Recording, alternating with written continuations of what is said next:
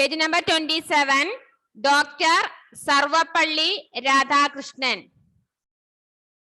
നമ്മളത് പറഞ്ഞു അല്ലേ? സെപ്റ്റംബർ 5 ഡോക്ടർ സർവപ്പള്ളി രാധാകൃഷ്ണന്റെ ജന്മദിനമാണ്. അന്നാണ് നമ്മൾ എന്ത് ആഘോഷിക്കുന്നത്?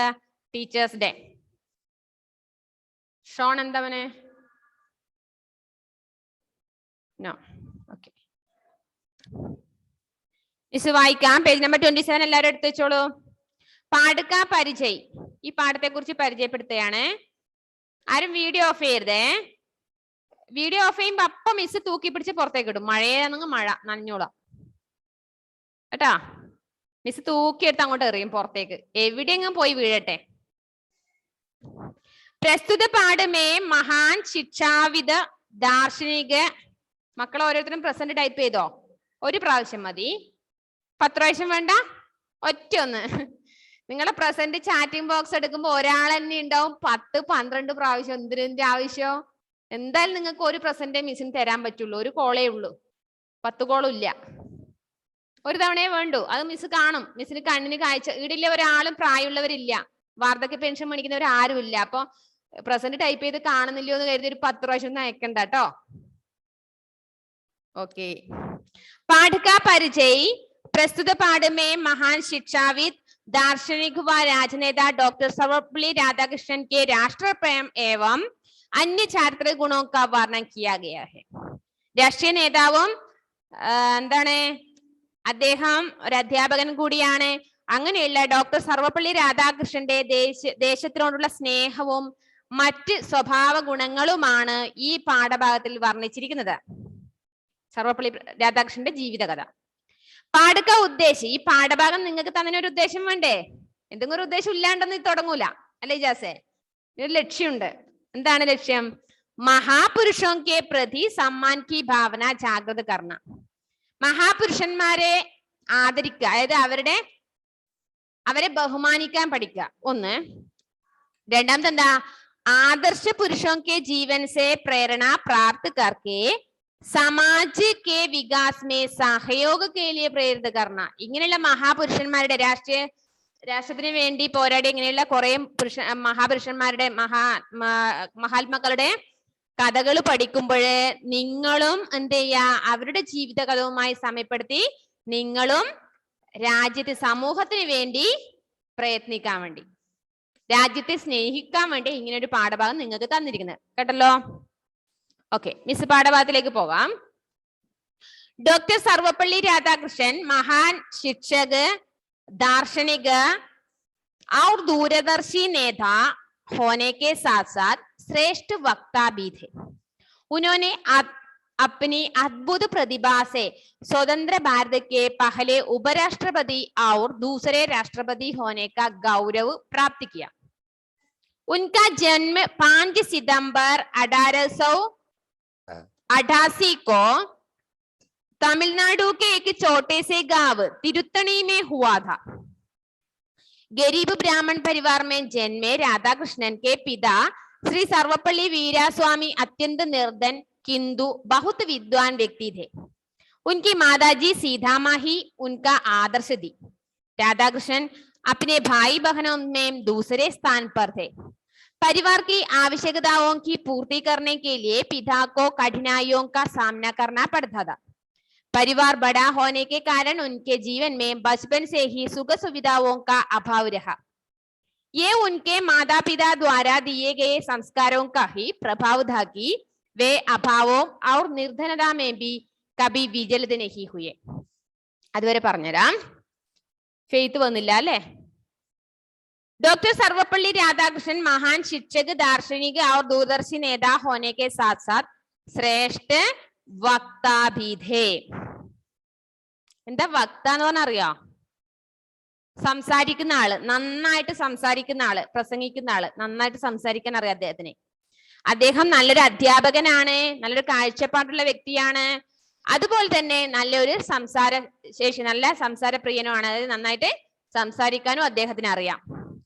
ഉനോനെ അപ്നി അത്ഭുത പ്രതിഭാസെ. ഈ അത്ഭുത പ്രതിഭകൾ കൊണ്ട് ഏതൊക്കെ? നന്നായിട്ട് പ്രസംഗിക്കാൻ അറിയാം അല്ലെ, അധ്യാപകനാണ്, നല്ല കാഴ്ചപ്പാടുള്ള വ്യക്തിയാണ്. അപ്പൊ ഈ ഇതൊക്കെ ഉള്ളത് കൊണ്ട് അദ്ദേഹം സ്വതന്ത്ര ഭാരതಕ್ಕೆ നമ്മുടെ സ്വാതന്ത്ര്യം കിട്ടിയ സ്വതന്ത്ര ഭാരത ഇന്ത്യയുടെ ആദ്യത്തെ ഉപരാഷ്ട്രപതിയും രണ്ടാമത്തെ രാഷ്ട്രപതിയായി മാറി. കോൺ? ഡോക്ടർ സർവപ്പള്ളി രാധാകൃഷ്ണൻ. സ്വാതന്ത്ര്യം കിട്ടിയ ഉടനെ ഫസ്റ്റ് ഉപരാഷ്ട്രപതി അദ്ദേഹമായിരുന്നു. രണ്ടാമത്തെ പ്രാവശ്യം എന്തായി? രാഷ്ട്രപതിയുമായി മാറി. ഉൻകാ ജന്മ, അദ്ദേഹം ജനിച്ചത് സിതംബർ 5 സിതംബർ, സെപ്റ്റംബർ 5. നമുക്കറിയാം അല്ലെ? ഏത് വർഷാണ്? 1888. 1888 എന്ന് പറയും. എവിടെയാണ് ജനിച്ചത്? തമിഴ്നാടു കേക്ക് ചോട്ടേസെ ഗാവ് തിരുത്തണി മേ ഹുവാദ. തമിഴ്നാടുലെ ചെറിയൊരു ഗ്രാമമായ തിരുത്തണിയിലാണ് അദ്ദേഹം ജനിച്ചത്. അപ്പൊ സർവപ്പള്ളി രാധാകൃഷ്ണൻ ജനിച്ചത് എവിടെയാണ്? എപ്പോഴാണ്? തമിഴ്നാടുവിലെ ഒരു ചെറിയ ഗ്രാമമായ തിരുത്തണിയില് 1888 സെപ്റ്റംബർ 5 ജനിച്ചത്. ശ്രീദേവേ, പേജ് നമ്പർ 27. ഡോക്ടർ സർവപ്പള്ളി രാധാകൃഷ്ണനെ കുറിച്ചായിരുന്നു പറയുന്നത്. ഓക്കെ, ദിയ അവിടെ ഇല്ല മോളെ? ദിയ? ഓക്കെ, ഞാൻ ഇടക്കിടക്കെ വിളിക്കുവേ, നീ അവിടെ നിന്ന് ഉറങ്ങൊന്നും വേണ്ട. Garib Brahmin Parivar may ജന്മേ Radhakrishnan K പിത. ഗരീബ് അതായത് പാവപ്പെട്ട ഒരു ബ്രാഹ്മണ കുടുംബത്തിൽ ജനനം കൊണ്ട രാധാകൃഷ്ണൻ, അദ്ദേഹത്തിന്റെ അച്ഛന്റെ പേരെന്താ? ശ്രീ സർവപ്പള്ളി വീരാസ്വാമി അത്യന്ത് നിർധൻ കിന്തു ബഹുത്ത് വിദ്വാൻ വ്യക്തിത്വ. സർവപ്പള്ളി വീരാസ്വാമി എന്നാണ് അദ്ദേഹത്തിന്റെ പേര്. അദ്ദേഹം പാവപ്പെട്ടവനാണ്, അത്രയും ദാരിദ്ര്യമുള്ള കുടുംബത്തിലെ ഒരാളാണ്. അതുകൂടാതെ അദ്ദേഹം പ്രശസ്തനായ ഒരു വിദ്വാൻ, നല്ല അറിവുള്ള ഒരു വ്യക്തി കൂടിയാണ്. ആര്? സർവപ്പള്ളി രാധാകൃഷ്ണന്റെ അച്ഛൻ. പേരെന്താണ്? വീരസ്വാമി. ഓക്കെ. ഉൻകി മാതാജി സീതാമ്മ. ഇനി അമ്മയുടെ പേരെന്താ? സീതാമ്മ. ഹി ഉൻക ആദർശതി. അമ്മയും അതുപോലെ തന്നെ എന്താണ്? രാധാകൃഷ്ണൻ അപ്പിനെ ഭായി ബഹനോമേ ദൂസരെ സ്ഥാൻ പർദേ. ഇനി അവരുടെ മക്കളിലെ, അതായത് ആൺമക്കൾ പെൺമക്കൾ ഉണ്ടാവൂലേ, അപ്പൊ ആ മക്കളിലെ രണ്ടാമത്തെ മകനാണ് ആര്? ഡോക്ടർ സർവപ്പള്ളി രാധാകൃഷ്ണൻ. परिवार की आवश्यकताओं की पूर्ति करने के लिए पिता को कठिनाइयों को सामना करना पड़ता था. കുടുംബത്തിന്റെ ആവശ്യങ്ങൾക്ക് വേണ്ടി, അതായത് കുടുംബ പ്രാരാബ്ദം കാരണം അതിന് ഒരുപാട് ബുദ്ധിമുട്ടി അദ്ദേഹത്തിന്റെ അച്ഛൻ. കാരണം ആ വീട്ടിലെ കുടുംബം ചെലവഴിക്കാൻ വേണ്ടി അല്ലെ. परिवार बड़ा होने के कारण उनके जीवन में बचपन से ही सुख सुविधाओं का अभाव रहा. കുടുംബത്തിലെ പരിവാർ ബഡാ, അതായത് കുടുംബം വലുതാണ്, ഒരുപാട് ആൾക്കാരുണ്ട് ആ കുടുംബത്തില്. അതുകൊണ്ടും ഉൻകെ ജീവൻ മേ, അദ്ദേഹത്തിന്റെ കുട്ടിക്കാലത്ത് ബച്പൻ സേ ഹി സുഖ സുവിധാവും കാ അഭാവ് രഹ, അധിക സുഖ സൗകര്യങ്ങൾ ലഭിച്ചില്ല. ആർക്ക്? സർവപ്പള്ളി രാധാകൃഷ്ണന്. വലിയ കുടുംബാണ്. നിങ്ങൾക്കാണെങ്കിലോ, നിങ്ങളിപ്പോ അണുകുടുംബാണ് അല്ലെ? അണുകുടുംബം നിങ്ങള് അല്ലെ. ഒന്നുകിൽ ചേച്ചി അനിയനും രണ്ടുപേരുണ്ടാവും, അച്ഛനും അമ്മയും ഉണ്ടാവും. എല്ലാം എന്ത് പറഞ്ഞതും പേരൻസ് അല്ലെ ചെയ്തു തരും അല്ലെ. എല്ലാ സുഖ സൗകര്യത്തോടെ ഇങ്ങനെ അർമാദിച്ച് നടക്കേ നമ്മളല്ലേ. നമ്മൾ ഓരോരുത്തരും അങ്ങനെ, നമുക്ക് ഇഷ്ടമില്ലത് എന്താ പറയുന്ന അപ്പോഴേക്ക് എത്തി. എന്ത് ലോക്ക്ഡൌൺ ആയാലും ശരി, അവർ നിങ്ങൾക്ക് വേണ്ടിയിട്ടാണ് ജീവിക്കുന്ന അർത്ഥം. പേരൻസ് നിങ്ങൾ എന്ത് പറഞ്ഞത് അവർ സാധിച്ചു തരും. എല്ലാ സുഖ സൗകര്യങ്ങളും നല്ലോണം ആയിപ്പോയി നമുക്ക്. അതിന്റെ അഹങ്കാരം നമുക്കുണ്ട്. അത് നമ്മളിപ്പോ ഒന്നും പഠിക്കുകയൊന്നും ചെയ്യാത്തേ അല്ലേ. കുറച്ച് കഷ്ടപ്പാട് അറിയണം. പേരൻസ് ബുദ്ധിമുട്ടുന്ന പേരൻസ് എങ്ങനെയാണ്? നിങ്ങൾക്ക് ഇപ്പൊ ഒരു സാധനം വാങ്ങിക്കൊണ്ട് തരുമ്പോൾ നിങ്ങൾ ചിന്തിക്കണം, ഇതിന്റെ പിറകിൽ ആരുടെയൊക്കെ പ്രയത്നങ്ങളുണ്ട്, ഇത് എങ്ങനെയാണ്, അല്ലെങ്കിൽ അച്ഛൻ അല്ലെങ്കിൽ അമ്മ ഇത് എങ്ങനെ വാങ്ങിക്കൊണ്ട് തരുന്നത്? ആരെങ്കിലും വെറുതെ കൊടുത്തതൊന്നല്ലല്ലോ. ഇപ്പൊ പണിയെടുത്ത് അമ്മ അത്ര കഷ്ടപ്പെട്ടിട്ടാണ് ഇതൊക്കെ വാങ്ങിത്തരുന്നത്, അല്ലെങ്കിൽ അച്ഛൻ എത്ര അധ്വാനിക്കുന്നുണ്ട് ഞങ്ങൾക്ക് വേണ്ടി. അപ്പൊ ഞങ്ങൾ എന്താ തിരിച്ചു ചെയ്യേണ്ടത്? ഞങ്ങൾക്ക് ഇപ്പൊ ചെയ്യേണ്ടത് എന്താണ്? നിങ്ങൾ ചെയ്യേണ്ട ഉത്തരവാദിത്വം. നിങ്ങൾക്ക് ഇപ്പൊ ജോലിക്ക് പോയിട്ട് അവർ നോക്കണം എന്ന് മിസ് പറയില്ല. നിങ്ങൾ ഇപ്പൊ ചെയ്യേണ്ടത്, നിങ്ങൾ കുട്ടികളാണ്, നിങ്ങൾ ഇപ്പൊ ചെയ്യേണ്ടത് പഠിക്കണം. അവർക്ക് വേണ്ടി അവർക്ക് കൊടുക്കാനുള്ളത് എന്താണ്? നിങ്ങളുടെ പഠനമാണ്, പഠനത്തിന്റെ നിലവാരം അല്ലേ. നിങ്ങൾക്ക് ഇപ്പം ഓൺലൈൻ ക്ലാസ് പറയുമ്പോ ലാപ്ടോപ്പ് വേണ്ട, ലാപ്ടോപ്പ്, കമ്പ്യൂട്ടർ, ഫോൺ, എന്താ നിങ്ങൾക്ക് വേണ്ട അപ്പോഴെത്തി. റീചാർജ് ചെയ്ത് നെറ്റ്, വൈഫൈ എല്ലാം ചെയ്തെന്നില്ലേ. പക്ഷെ നിങ്ങൾ ഓരോരുത്തരും എന്താ ചെയ്യുന്നത്? പേരൻസിനെ പറ്റിക്കല്ലേ ഇന്നേ. അവരിതെത്ര ഒക്കെ കഷ്ടപ്പെട്ട് വന്നിട്ട് നിങ്ങൾ ക്ലാസ് കൃത്യം അറ്റൻഡ് ചെയ്യുന്നില്ല. നിങ്ങൾ ഉഴപ്പന്മാര്. നിങ്ങൾ തോന്നുമ്പോ ക്ലാസ് കയറും. നമ്മൾ വലിയ ആൾക്കാരാന്നുള്ള രീതി നടക്കും അല്ലെ. കൃത്യമായി ക്ലാസ് അറ്റൻഡ് ചെയ്യില്ല, കൃത്യമായി നോട്ട് എഴുതി അയക്കൂല, കൃത്യമായിട്ട് അഥവാ ക്ലാസ് അറ്റൻഡ് ചെയ്ത യൂട്യൂബ് കണ്ടിട്ട് അത് പഠിക്കില്ല. നമ്മൾ ചെയ്യുന്നത് പറ്റിക്കുന്നതല്ലേ അവരാ. അപ്പൊ നമ്മൾ ഒരിക്കലും അങ്ങനെ ചെയ്യാൻ പാടില്ല. എന്താണ്? നമ്മൾ നല്ലോണം സുഖ സൗകര്യങ്ങളില് അർമാദിച്ച് നടക്കുന്നുണ്ടെങ്കിലും അവർ ചെയ്യുന്ന ഓരോ കാര്യത്തിനും നമ്മൾ എന്ത് ചെയ്യണം, അതിന്റെ വില നമ്മൾ മനസ്സിലാക്കി തിരിച്ചറിയണം. കാരണം നമ്മൾ ആ രീതിയിൽ എത്തുമ്പോഴേ നമുക്ക് അതിന്റെ വിഷമം അറിയുള്ളൂ. നമ്മൾ ഒരു ദിവസം പണിയെടുത്ത് അതിന്റെ ആ പൈസ കൊണ്ട് നമ്മളൊരു സാധനം വാങ്ങുമ്പോൾ നമുക്ക് അറിയാം അതിന്റെ വില ഇത്രയാണ്. ഇപ്പൊ നിങ്ങൾക്ക് മനസ്സിലാവില്ല. ഇപ്പൊ നിങ്ങളിപ്പോ ചെയ്യേണ്ടത് എന്താണ്? നന്നായി പഠിക്കുക അല്ലെ? നിങ്ങളെ പൂർണ്ണമായിട്ടും നിങ്ങളുടെ വീട്ടിലെ പേരൻസിന് ചെയ്തു കൊടുക്കേണ്ട കാര്യം എന്താണ്? കൃത്യമായി പഠിക്കുക അല്ലെ? അപ്പൊ ഇവിടെ സർവപ്പള്ളി രാധാകൃഷ്ണന് ഒരു സുഖ സൗകര്യങ്ങളും ചെറുപ്പകാലത്ത് കിട്ടിയില്ല. കിട്ടിയോ? ഇല്ല. ये उनके माता पिता द्वारा दिए गए संस्कारों को ही प्रभावित की वे अभावों और निर्धनता में भी कभी विचलित नहीं हुए. അദ്ദേഹത്തിന് കുടുംബ പാരമ്പര്യമായിട്ട് അയാൾക്ക് കിട്ടിയത് എന്താണ്? കുറെ ദാരിദ്ര്യം മാത്രം. അച്ഛന്റെ കുടുംബമായാലും അമ്മയുടെ കുടുംബമായാലും രണ്ടുപേരുടെ കുടുംബം എന്താണ്? പാവപ്പെട്ട കുടുംബത്തിലായതുകൊണ്ട് ദാരിദ്ര്യമാണ് അദ്ദേഹം പഠിച്ചത്. ഡോക്ടർ രാധാകൃഷ്ണൻ കാ ബച്ചുപ്പൻ തിരുത്തണി और തിരുപ്പതി में बीता. അദ്ദേഹത്തിന്റെ കുട്ടിക്കാലം തിരുത്തണിയിലും അതുപോലെ തിരുപ്പതി എന്ന പ്രദേശത്തുമാണ് ചെലവഴിച്ചത്. उनकी प्रारंभिक शिक्षा तिरुमणि गांव में हुई. തിരുത്തണി ആയിരിക്കൂട്ടാ, തിരുമണി എന്നല്ല, തിരുത്തണി ആയിരിക്കൂട്ടാ. അതിന്റെ കുട്ടിക്കാലം തിരുത്തണി എന്നുള്ള ഗ്രാമത്തിലാണ്. വേ ശുരു സേ ഹി മേധാവി ഛാത്രതേ. അവൻ നല്ല കുട്ടിയാണ്. ചെറിയ ക്ലാസ്സിൽ പഠിക്കുമ്പോ തന്നെ ക്ലാസ് ലീഡർ അല്ലാന്ന്. ഓക്കെ. अपने अध्ययन काल में ही उन्होंने बाइबल के महत्वपूर्ण अंश याद कर लिए थे. ഇദ്ദേഹം ആരായിരുന്നു ആദ്യം പറഞ്ഞു? എന്താണ് ആദ്യം പറഞ്ഞിട്ട്? എന്താണ്? ബ്രാഹ്മണ കുടുംബത്തിൽ ജനിച്ചാന്നല്ലേ? ബ്രാഹ്മണ കുടുംബത്തിൽ ജനിച്ചാണ്. എങ്കിൽ കൂടി അദ്ദേഹം എന്താണ്? ബൈബിളിലെ ഓരോ മഹത് വചനങ്ങളും അദ്ദേഹം പഠിച്ചു വെച്ചിട്ടുണ്ട്. നിങ്ങൾ വിചാരിക്കണ്ട നിങ്ങൾക്കേ അറിയൂന്ന് കേട്ടാ. നിങ്ങൾക്ക് കുറച്ചൊക്കെ അങ്ങനെ ധാരണയുണ്ട്. നമുക്ക് എല്ലാം അറിയില്ലൂന്ന്. നമുക്കും കുറേശ്ശെല്ലാം അറിയാം. ബൈബിളിലെ കുറെ മഹത് വചനങ്ങളെ അദ്ദേഹം ഓർമ്മയില് എപ്പോഴും സൂക്ഷിച്ചു വെച്ചിട്ടുണ്ട്.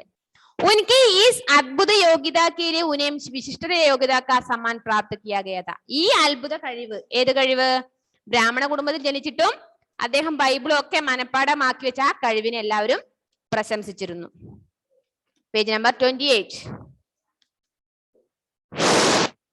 सन 1902 में उन्होंने മെട്രിക് स्तर की പരീക്ഷ उत्तीर्ण की. ഈ മെട്രിക് എക്സാം എന്ന് പറഞ്ഞാൽ എന്താണ്?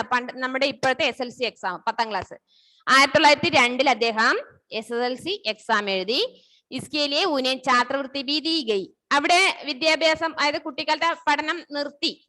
प्रथम श्रेणी में कला संकाय परीक्षा उत्तीर्ण करने तथा मनोविज्ञान और इतिहास आदि विषयों में विशेष योग्यता प्राप्त करना उनकी प्रतिभा का प्रमाण था. അദ്ദേഹത്തിന് പിന്നീട് ചരിത്രം ഒക്കെ പഠിക്കാനായിരുന്നു താല്പര്യം. അതുകൊണ്ട് सन 1916 में दर्शन शास्त्र में स्नातकोत्तर MA परीक्षा उत्तीर्ण करके वे मद्रास प्रेसिडेंसी कॉलेज में दर्शन शास्त्र के सहायक प्राध्यापक के रूप में अध्यापन कार्य करने लगे. അങ്ങനെ സ്നാതകോത്തർ എന്നാ പറയാം. നമ്മുടെ MA BA എന്നെല്ലാം പറഞ്ഞില്ലേ? MAക്ക് സ്നാതകോത്തർ. അത് അദ്ദേഹം MA പരീക്ഷ പാസ്സായതിനു ശേഷം മദ്രാസ് പ്രസിഡൻസി കോളേജില് അദ്ദേഹം അധ്യാപകനായി ജോലി ചെയ്തു. इसके लिए उन्हें केवल 37 रुपये मासिक वेतन मिलता था. ആ സമയത്ത് അദ്ദേഹത്തിന് കേവലം 37 എന്ന് പറഞ്ഞാൽ എത്രയാണെന്നറിയാ? 37 രൂപയാണ് അന്ന് മാസം അദ്ദേഹത്തിന് ശമ്പളം. മാസിക് വേതൻ മിൽത്താത. ഒരു മാസം 30 ദിവസം ഇല്ലേ? 31 ഉണ്ടാ? അല്ല, 50 ദിവസം ഉണ്ടോ നിങ്ങൾക്ക്? 50 ദിവസം ഉണ്ടോ? നിങ്ങളെ പ്രായം അതല്ലേ? ആ, അപ്പൊ മാസം ശമ്പളം എത്രയാണ്? വെറും 37 രൂപ. നിങ്ങൾ ചിന്തിച്ചു നോക്കിയേ, മാസ ശമ്പളം 37 രൂപയ്ക്കാണ് അന്ന് അദ്ദേഹം ജോലി ചെയ്തത്. ആ 37 രൂപയുടെ വില നിങ്ങൾ ചിന്തിച്ചു നോക്കിയേ. ഇന്നത്തെ ടച്ച് ഫോണിന് എത്ര പൈസ ഉണ്ട്? ഒരു ലാപ്ടോപ്പിന് എത്ര പൈസ ഉണ്ട്? അല്ലേ? നമുക്ക് റീചാർജ് ചെയ്യണമെങ്കിൽ എത്ര പൈസ വേണം? ഒന്ന് ചിന്തിച്ചു നോക്കിയേ നിങ്ങള്. ആ, यही उन्होंने भारतीय दर्शन का गहराई से अध्ययन किया. सन 1918 में वे मैसूर विश्वविद्यालय में दर्शन शास्त्र के प्रोफेसर चुने गए. 1918 മൈസൂർ യൂണിവേഴ്സിറ്റിയിലെ അദ്ദേഹത്തിനെ പ്രൊഫസറായി തെരഞ്ഞെടുത്തു. उन्होंने इंग्लैंड की ऑक्सफोर्ड यूनिवर्सिटी में भारतीय दर्शन शास्त्र के शिक्षक पद पर भी कार्य किया. മിസ് വായിക്കുന്ന പേജ് കണ്ടോ? ദർശൻ ശാസ്ത്ര ഫിലോസഫി. അപ്പൊ അദ്ദേഹം എന്താണ്? ഇംഗ്ലണ്ടിലെ ഓക്സ്ഫോർഡ് യൂണിവേഴ്സിറ്റിയിലെ എന്താണ് ഫിലോസഫിയിലെ അധ്യാപക ജോലി തെരഞ്ഞെടുത്തു. ആന്ധ്ര വിശ്വവിദ്യാലയ और കാശി വിശ്വവിദ്യാലയ में कुलपति के रूप में कार्य किया. അങ്ങനെ ആന്ധ്ര സർവകലാശാലയിലും കാശി സർവകലാശാലയിലും ഒക്കെ അദ്ദേഹം പ്രിൻസിപ്പാളായിട്ടും എല്ലായിടത്തും അങ്ങനെ അദ്ദേഹം വർക്ക് ചെയ്തിട്ടുണ്ടെന്നാ പറയുന്നത്. പണ്ഡിറ്റ് ജവഹർലാൽ നെഹ്റു के आग्रह पर वे सोवियत संघ में भारत के राजदूत रहे.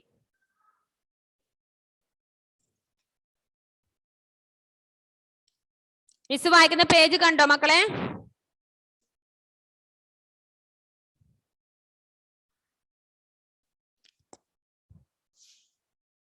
पंडित जवाहरलाल नेहरू के आग्रह पर वे सोवियत संघ में भारत के राजदूत रहे. इसी दौरान वे शिक्षा के क्षेत्र से राजनीति में आए. राजनीति के क्षेत्र में कार्य करते हुए वे शिक्षा के क्षेत्र में निरंतर योगदान देते रहे. पंडित जवाहरलाल നെഹ്റുവിന്റെ ആഗ്രഹപ്രകാരം അദ്ദേഹം എന്താണ് രാജദൂത് പറഞ്ഞാല് അംബാസഡർ പറയില്ലേ, USSR കമ്പനിയിലെ അംബാസഡറായി മാറി. ആര്? സർവപ്പള്ളി राधाकृष्णन.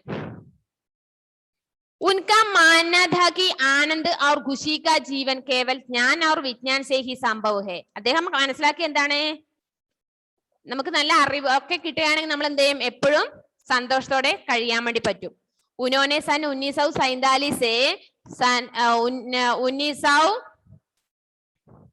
1939 तक संविधान निर्माती सभा का सदस्य बनकर कार्य किया.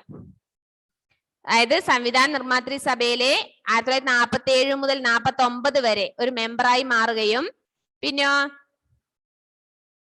13 मई सन 1952 से 1962 तक वे देश के ഉപരാഷ്ട്രപതി बने. അതിനുശേഷം 1952 മുതൽ 1962 വരെ നമ്മുടെ രാജ്യത്തിന്റെ ഭാരതത്തിന് ഇന്ത്യയുടെ ഉപരാഷ്ട്രപതിയായി അദ്ദേഹം നിയമിച്ചു. सन 1962 में डॉक्टर राधाकृष्णन स्वतंत्र भारत के दूसरे राष्ट्रपति बने. 1962 വീണ്ടും അദ്ദേഹം നമ്മുടെ സ്വതന്ത്ര ഇന്ത്യയുടെ രാഷ്ട്രപതിയായി മാറുകയും ചെയ്തു. രണ്ടാമത്തെ രാഷ്ട്രപതി. ആദ്യത്തെ രാഷ്ട്രപതി ആരാ? രണ്ടാമത്തെ ഇയാള്. അപ്പൊ ആദ്യത്തെ ആരാണ്? രാഷ്ട്രപതി ആരേ? പറഞ്ഞോ, ഉറക്കെ പറ. നിങ്ങളെ ഞാനിപ്പോ കൊല്ലും എല്ലായിടത്തും. 8 എണ്ണം ഉണ്ട്, 8 എണ്ണത്തിനും കൊല്ലും. നമ്മുടെ ഇന്ത്യയുടെ സ്വതന്ത്ര ഇന്ത്യയുടെ ആദ്യത്തെ രാഷ്ട്രപതി ആര്? രണ്ടാമത്തെ പറഞ്ഞു സർവപ്പള്ളി രാധാകൃഷ്ണൻ. ആദ്യത്തെ ആര്?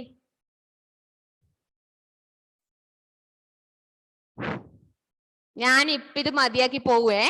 ഞാൻ രാജിക്കത്ത് കൊടുക്കാൻ പോവേന്ന്. പറ, നിങ്ങൾ ഉത്തരം നിങ്ങൾ പറ.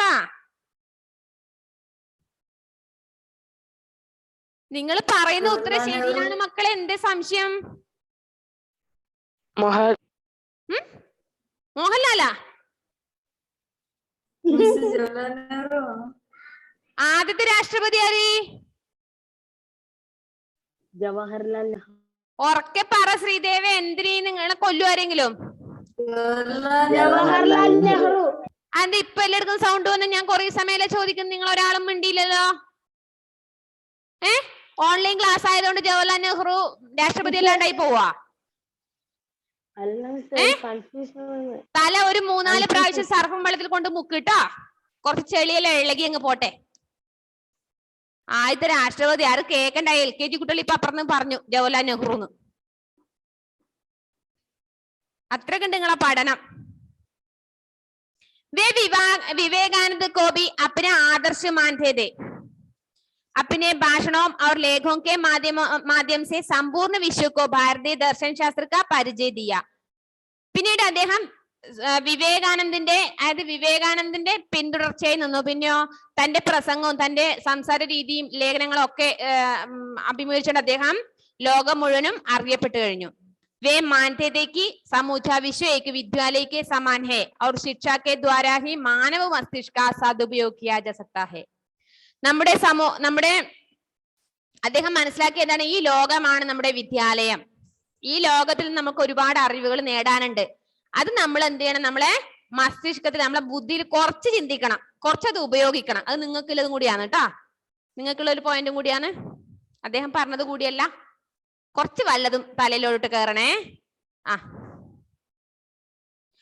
शिक्षा एवं राजनीति के क्षेत्र में उत्कृष्ट योगदान के लिए सन 1900 എന്താടാ ശ്രീദേവിന്റെ ഇങ്ങനെ കണ്ണുകൾ മാത്രം ഇങ്ങനെ കാണുന്നു തലയുയർത്തിയിരുന്നേ 1954 में उन्हें भारत रत्न से सम्मानित किया गया. അദ്ദേഹത്തിന് ഈ രാഷ്ട്ര സ്നേഹത്തോടുള്ള ഈ ഇത് കൊണ്ട് 1954 അദ്ദേഹത്തിന് ഭാരത രത്നം എന്നുള്ള അവാർഡ് ലഭിച്ചു.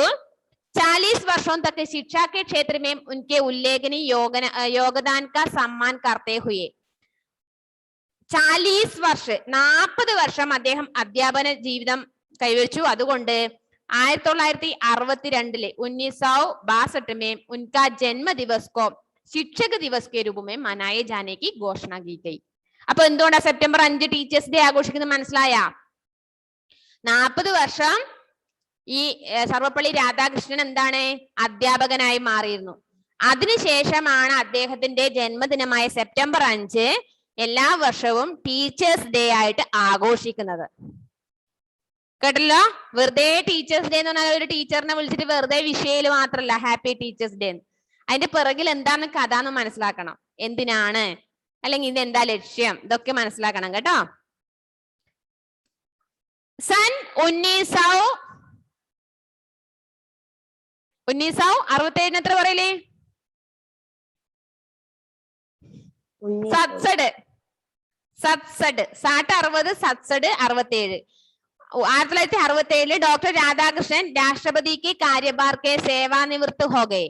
लंबी बीमारी के बाद അദ്ദേഹം അതായത് രാഷ്ട്രപതിയിലെ ആ ജോലിയിൽ നിന്ന് അതായത് എന്താണ് തൽക്കാലം അസുഖം കാരണം ഇത് ആയി. പിന്നീട് ലംബി ബീമാരിക്ക് ബാദ് കുറെ നാളുകൾ അസുഖമായതിനു ശേഷം 17 അപ്രിൽ 1900 ബാക്കി മിസ് പറയില്ല 75 ഉണ്ട് 75 उनका स्वर्गवास हो गया. 1975 ഏപ്രിൽ 17 അദ്ദേഹം മരണമടഞ്ഞു. സ്വർഗവാസ് ഹോ ഗയാണ് സ്വർഗത്തിലെത്തി. മരണോപരാന്ത് മരണത്തിന് ശേഷം सन 1975 में उन्हें अमेरिकी सरकार द्वारा टेम्पलेटन पुरस्कार से सम्मानित किया गया. അതായത് ടെംപ്ലേറ്റൻ അമേരിക്കൻ ഗവൺമെന്റിന്റെ ടെംപ്ലേറ്റ് എന്നുള്ള പുരസ്കാരം അദ്ദേഹത്തിന് മരണോപരാന്ത് മരണത്തിന് ശേഷം പുരസ്കാരം ലഭിക്കുകയുണ്ടായി. സാധകീപൂർണ്ണ ജീവൻ എന്ന് പറഞ്ഞാൽ എളിമത്ത ജീവിതം. ഞാൻ പറഞ്ഞില്ല അയാൾക്ക് ഒന്നുമില്ല, ദാരിദ്ര്യത്തിൽ നിന്നാണ് അദ്ദേഹം ഇത്രയും പദവിയിലെത്തിയത് അല്ലെ. ചിന്തിച്ചു നോക്കി നിങ്ങള്, എളിമത്ത ജീവിതം, അതായത് അദ്ദേഹം സുഖ സൗകര്യങ്ങളൊന്നും ലഭിക്കാതെ തന്നെ അദ്ദേഹം ഇവിടെ എത്തിയത് അങ്ങനെയായിരുന്നു. അപ്പൊ എളിമത്ത ജീവിതമായിരുന്നു. उच्च विचारों और राष्ट्र की प्रगति में उनके योगदान के लिए उन्हें सदैव आदर से याद किया जाता रहेगा. അതുപോലെ അദ്ദേഹം എല്ലാവരുടെയും പെരുമാറ്റ രീതിയും എല്ലാം കൊണ്ട് തന്നെ അദ്ദേഹം എന്തായിരുന്നു, അദ്ദേഹത്തെ കുറിച്ച് അതായത് ലോകം മുഴുവനും കേൾക്കാനിട വന്നു അല്ലെ. അതായത് ആ എളിമത്ത ജീവിതം ഒക്കെ ആയിരുന്നു ഉണ്ടായിരുന്നത്. അപ്പൊ ഇതിലൂടെ നിങ്ങൾക്ക് എന്താണ്, അതുപോലെ എളിമത്ത ജീവിതം നയിക്കണം, അതുപോലെ അധ്യാപകനാണെന്നല്ല, എന്നാലും എന്താണ് അതിനോട് ഒരു സാമ്യം വേണം നിങ്ങളുടെ ജീവിതത്തിലും. കുറച്ച് നിങ്ങളും ബുദ്ധിമുട്ടുകളൊക്കെ മനസ്സിലാക്കി പെരുമാറണം. ഓക്കെ, ഇത്രയുമാണ് ആ പാഠഭാഗത്തിൽ പറയാനുള്ളത്. അപ്പൊ ഈ പാഠഭാഗത്തിലെ നിങ്ങൾ അടുത്ത ക്ലാസ്സിന് മുന്നേ നിങ്ങൾ എന്ത് ചെയ്യണം, വേർഡ് മീനിങ് എടുത്ത് എഴുതണം. ആ പാഠഭാഗം ഒന്ന് വായിക്കാലോ, നമുക്ക് വായിക്കാതെ പോയാൽ ശരിയാവില്ല. ക്ലാസ് കട്ടാ, ഒന്ന് വായിക്കാലോ. ശ്രീദേവ് തുടങ്ങിക്കോ. ശ്രീദേവ് കൈ ഉയർത്തുണ്ടല്ലോ.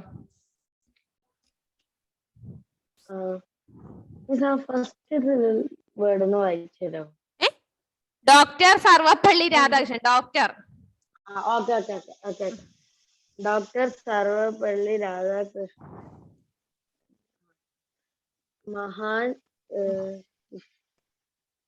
മഹാൻ ശിക്ഷകൻ അധ്യാപകൻ, മഹാൻ ശിക്ഷക്,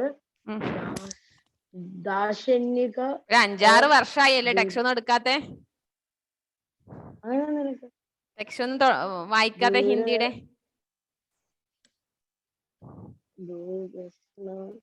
नेता होने के साथ साथ श्रेष्ठ वक्ता भी थे.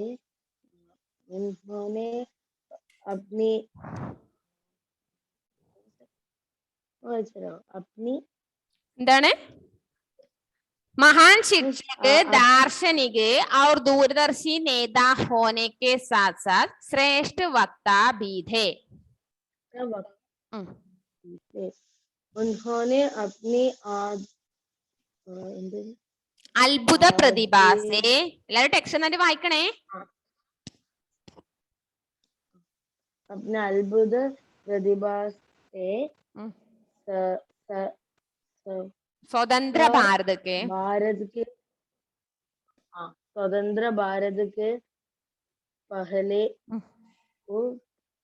राष्ट्रपति और दूसरे उपराष्ट्रपति और दूसरे राष्ट्रपति. उपराष्ट्रपति और दूसरे राष्ट्रपति होने का गौरव प्राप्त किया. ओके, ശ്രേയ വായിക്കാൻ പറ്റുമോ? വായിച്ചു.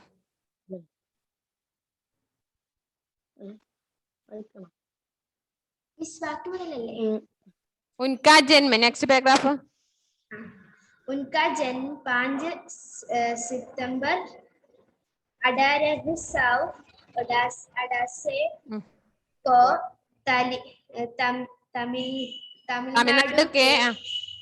तमिलनाडु के एक छोटे से गांव तिरुतनी में हुआ था. गरीब ब्राह्मण परिवार में जन्म राधा कृष्णन के पिता श्री सर्वपल्ली वीरस्वामी अत्यंत निर्धन किंतु बहुत विद्वान व्यक्ति थे. उनकी माता जी सीतामा ही उनका आदर्शी थी. राधा कृष्ण अपने भाई बहनों में दूसरे स्थान पर थे. परिवार की आवश्यकताओं की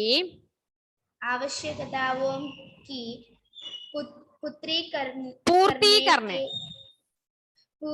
करने के लिए पिता को कठिनाइयों का सामना करना पड़ता था.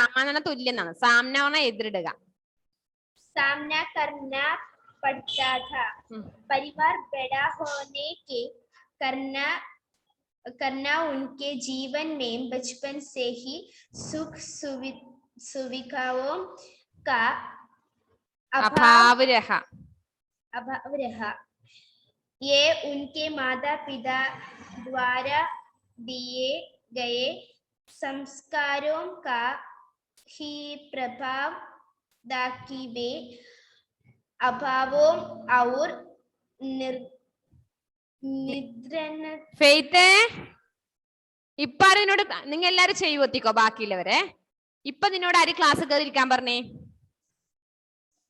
ഒരു പാഠം എടുത്തു, ക്ലാസ് കഴിയാറായി, എല്ലാരും ചെയ്യുവത്തിക്കോ. ഇപ്പൊ ഞാൻ ചീത്ത വിളിക്കും.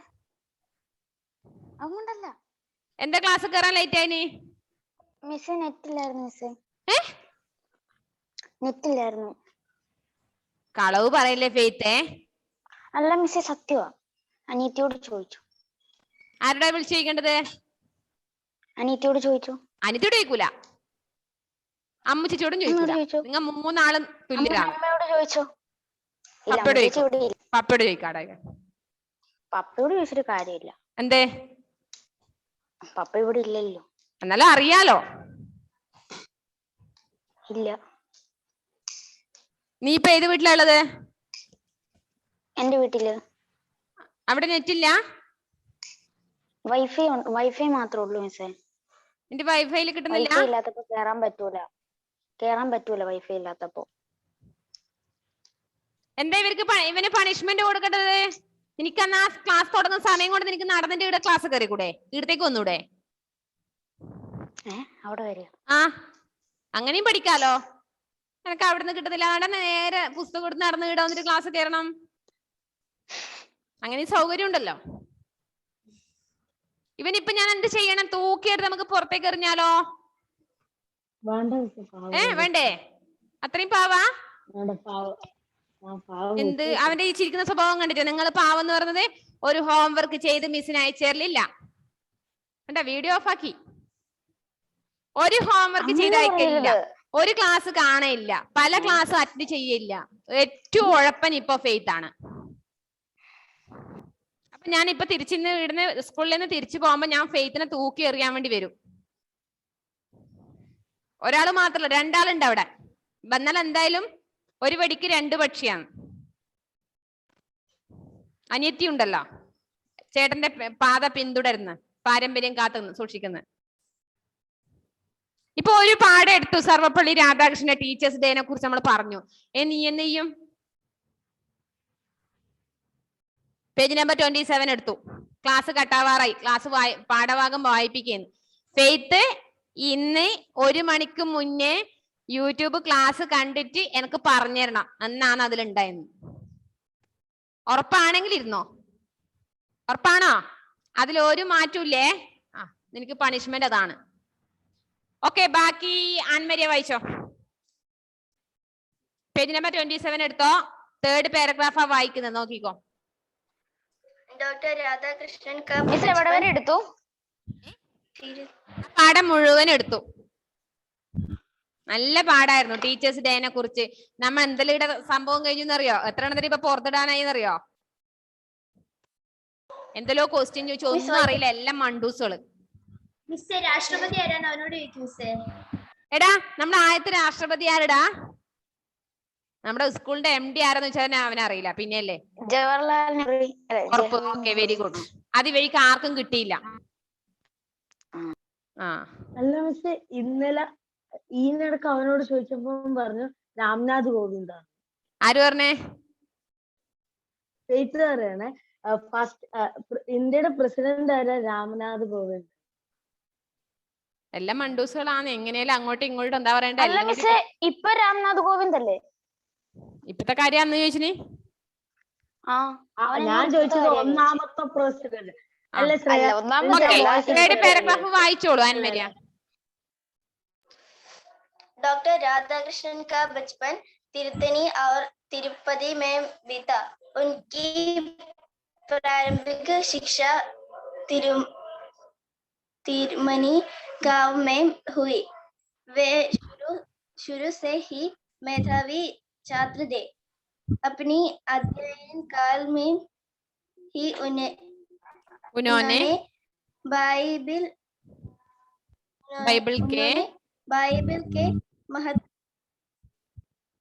के महत्वपूर्ण अंश याद कर लिए थे।